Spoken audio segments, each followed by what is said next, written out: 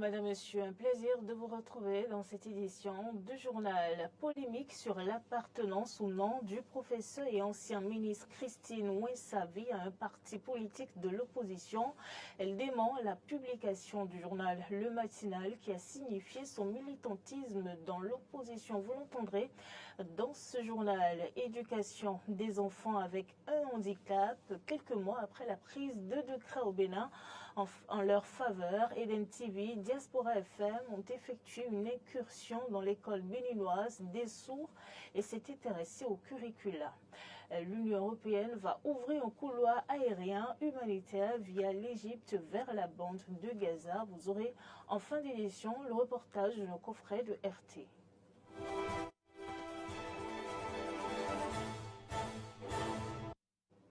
À nouveau, bonsoir et merci d'avoir pris le rendez-vous de l'information sur Eden TV. Démenti formel de Christine Ouessavi de son appartenance à un parti politique de l'opposition. Le professeur de l'université de Parakou, ancien ministre de la République, a répondu aux questions de Moria Noagua dans un entretien exclusif par téléphone suite à la publication hier du journal Le Matinal qui a signifié son militantisme dans l'opposition. Suivez ses propos.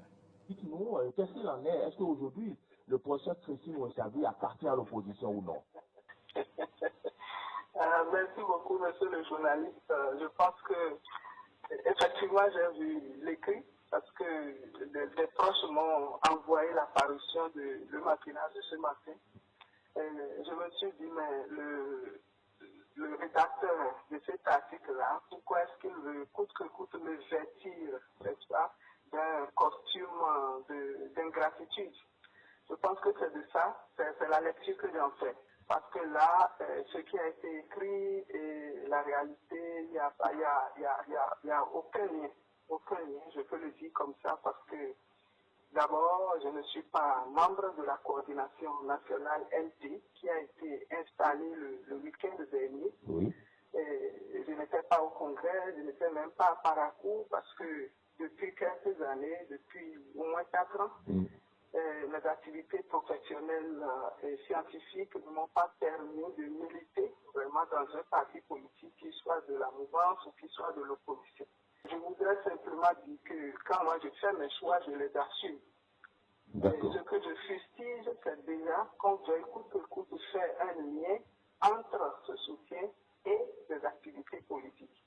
Parce que une chose est d'être candidate et représenter le pays parce que j'en ai le profil, je pense que j'en ai le profil et s'il y a eu ce soutien, c'est parce que l'État pense que j'en ai le profil et que j'ai eu le soutien.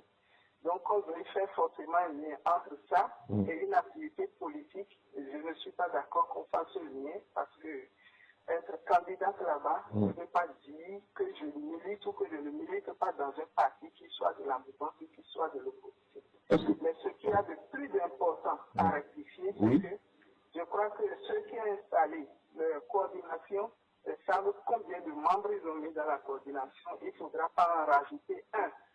Parce que s'il y a eu 9 membres, il ne faut pas leur déclarer il faut plus un ou peut-être remplacer le nom de quelqu'un par quelqu'un d'autre. Je peux vous dire que depuis 3 ou 4 ans, même 4 ou 5 ans, je dirais, je n'ai pas eu le temps matériel de militer dans un parti politique. Ça, c'est clair, il faut que ça là, ce soit clair. Et là, je peux demain réactiver mon militantisme et appartenir à n'importe quel parti. Je peux le faire demain, je peux le faire après-demain. Mais vraiment, il faut qu'aujourd'hui, ça s'arrête là. Il faut que ce soit suffisamment clair. Merci beaucoup. Voilà, vous venez de suivre la réaction de l'ancien ministre Christine Ouessavi suite à la publication hier du journal Le Matinal par rapport à son appartenance ou non à un parti de l'opposition. Parle toujours politique. Boni Yahi, ancien président de la République et ancien président d'honneur du parti Les Démocrates, a été désigné pour prendre les rênes du parti au premier congrès ordinaire qui s'est déroulé ce week-end à Parakou. Quel regard portent les citoyens béninois sur cette actualité politique? Écoutons quelques-uns ici au micro de Arthur Indo. Parce que pour tenir parti, il faut abaisser, comment dirais-je, tenir parti, c'est pas amusant. Pour tenir parti, Il faut celui qui connaît le pays, la population, et soumettre à la population de tenir parti. Il ne faut pas d'être président d'un parti et de rester dans le coin de ce président. Il connaît le pays, puis qu'il arrive à noter même. Moi, j'apprécie même qu'il tient même ce président. Là, le pays va avancer. Quand il doit enlever le temps en tant que président, on l'a mis premier vice-président du parti, on ne l'a pas chassé du parti. Le n'a pas insisté de quitter le parti. C'est qu'il faut un flambeau à la tête de ce pays. Ça arrange ce pays. Parce que Yaïboni veut qu'on aille au dialogue. Hein? Au dialogue. Mais vous ne voulez pas qu'on aille au dialogue. Regarde, j'étais à Parakou. Tu as vu? J'étais à Parakou. Éric Ounoté, il a été président des démocrates. Et Yahi était président d'honneur. Mais le président d'honneur n'a pas le poids qu'un président du parti a. Moi, je suis démocrate. Je t'ai montré ma carte d'invitation. Je suis démocrate. On a invité tous les partis, non? Même le PCB est venu. Baparapé, ils sont là. Ils ont décortiqué la scène politique actuelle. Que c'est pas bon. Les fils du pays voulaient chasser. Le port est devenu désert. Le port est de... Tous les opérateurs économiques du Niger se sont installés au Togo. Burkinabé au Togo. Malien au Togo. Est-ce que notre pays peut avancer comme ça? L'objectif, c'est d'atteindre le sommet ou bien sur le plan, tout ce qui ne va pas. Bon, précisément, à mon avis, c'est bon. Parce que Yeboni, il a tout fait pour le pays avant. Et aujourd'hui, comme il est un président de démocrate, c'est bon pour moi. Affrontement sanglant hier entre les agents de la police républicaine du Bénin et la population de village du Togo frontalier à la commune de Bassila dans le département de la Donga. Bilan provisoire, 3 policiers béninois et le chef de l'arrondissement de Bassila grièvement blessés. Et selon le préfet de la Donga, Biao Aïnen Souleymane Aïli Assou, reçu au téléphone par notre correspondant Ignace Aoubré, cet incident ne concerne ni les populations de Bassila ni de Manégré comme le dit la presse. Ce sont des gens qui sont venus d'un village du Togo voisin. La situation est donc sous maîtrise selon le préfet de la Donga et il faut le préciser, l'incident s'est produit évidemment sur le territoire béninois. Je vous l'annonçais dans les titres, le Bénin fait des efforts remarquables pour le bien-être des personnes vivant avec un handicap.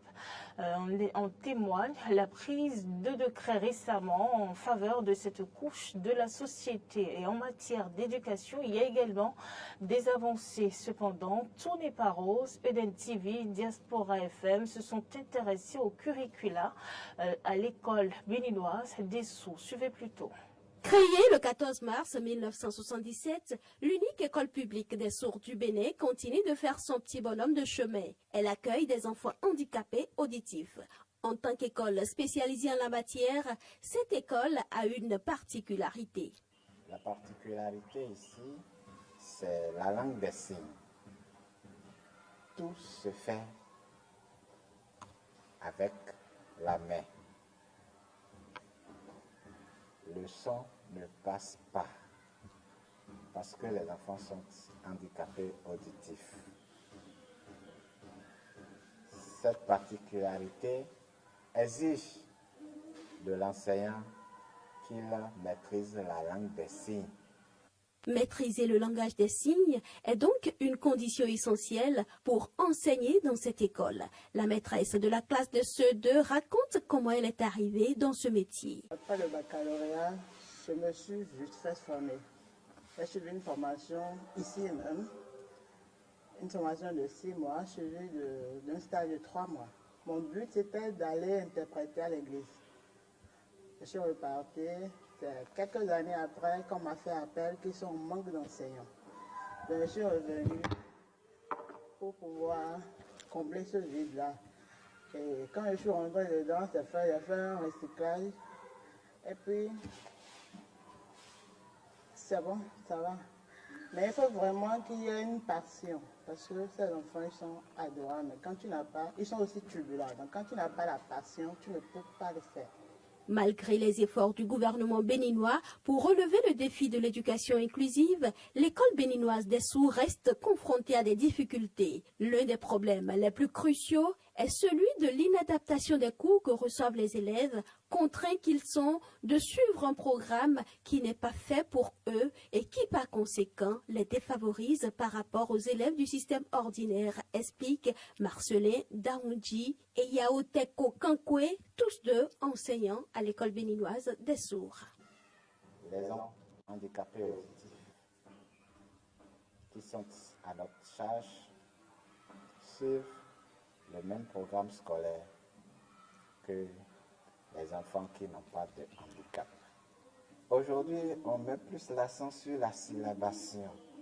Nous sommes en train de noter que cette correction défavorise le plus nos enfants. Parce que quand on passe de son, on doit chanter l'alphabet. Pour mes enfants ici, c'est uniquement les signes A, Bo, Ko, Do. Quand je le dis, l'enfant ne... Donc, à ce niveau, quand on parle de son, de la diction, c'est absent au niveau de l'enfant sourd. C'est le programme qui nous est mis à disposition et nous ne pouvons pas faire autre chose que ça. Maintenant, c'est aux autorités maintenant de penser un programme spécial pour ces enfants spéciaux. Pourtant, aucun chapitre n'est à survoler ou à laisser tomber. C'est alors ici qu'intervient le génie de l'enseignant qui doit adapter son enseignement au type de handicap de l'enfant dont il a la charge. L'enseignant est obligé d'adapter le programme aux conditions, au handicap des enfants afin d'atteindre son objectif. C'est là où l'enseignant doit être ingénieux à pouvoir aider l'enfant à atteindre l'objectif à la fin du cursus. Non, il n'y a pas de chapitre à survoler, ni de chapitre à laisser tomber. Non. Il y a toujours une adaptation qui permet à l'enfant de suivre chaque pan du programme scolaire du début jusqu'à la fin. En dehors du Bénin, les Palestiniens à Gaza ont besoin d'aide humanitaire. C'est pourquoi nous lançons un couloir humanitaire via l'Égypte, cite la présidente de la Commission européenne. Je vous propose de suivre le reportage que nous proposent nos confrères de RT. Les commandants des brigades et bataillons des forces terrestres de l'armée israélienne ont été autorisés à effectuer des vols au-dessus de la bande de Gaza ces derniers jours afin d'inspecter la zone où l'opération terrestre est prévue. Le ministre israélien de la Défense, Yoav Gallant, a déclaré que la responsabilité de ces forces était d'entrer dans la bande de Gaza, de prendre le contrôle des positions du Hamas et d'éliminer ses chefs et ses membres. Il est inconcevable que des civils soient tués, que des femmes et des enfants israéliens soient enlevés et que nous restions les bras croisés. Nous atteindrons toutes les infrastructures des terroristes, tous les tunnels. Nous atteindrons chaque combattant du Hamas. Et tant que nous ne les aurons pas tués, notre mission ne sera pas accomplie. Ce sera une guerre intense, ce sera une guerre mortelle, ce sera une guerre de précision. Et ce sera une guerre qui changera la situation pour de bon. Dimanche, le chef de la commission de l'Union africaine, Moussa Faki, a déclaré que l'offensive terrestre que l'armée israélienne semble préparer risquait d'entraîner un grand nombre de victimes. Le chef de la Ligue arabe a également demandé à Israël de surseoir à son opération terrestre. Les deux organisations ont publié une déclaration commune. La Ligue arabe et l'Union africaine ont exhorté la communauté internationale à adhérer aux principes communs d'humanité et de justice, mettant l'accent sur la nécessité de travailler collectivement et immédiatement afin d'empêcher une attaque prolongée contre les Palestiniens. À la lumière de la crise humanitaire qui s'intensifie à Gaza, où la population manque d'eau potable et d'électricité et où le secteur de la santé est au bord de l'effondrement, les deux organisations ont insisté sur le besoin urgent d'ouvrir un couloir humanitaire afin de fournir une aide de base à la population et de secourir les blessés, tout en soulignant qu'une punition collective ne pouvait pas être acceptée. Ce dimanche, le Hamas a lancé des roquettes dans le centre d'Israël. Les sirènes d'alerte aérienne ont retenti à Tel Aviv et dans 7 autres villes.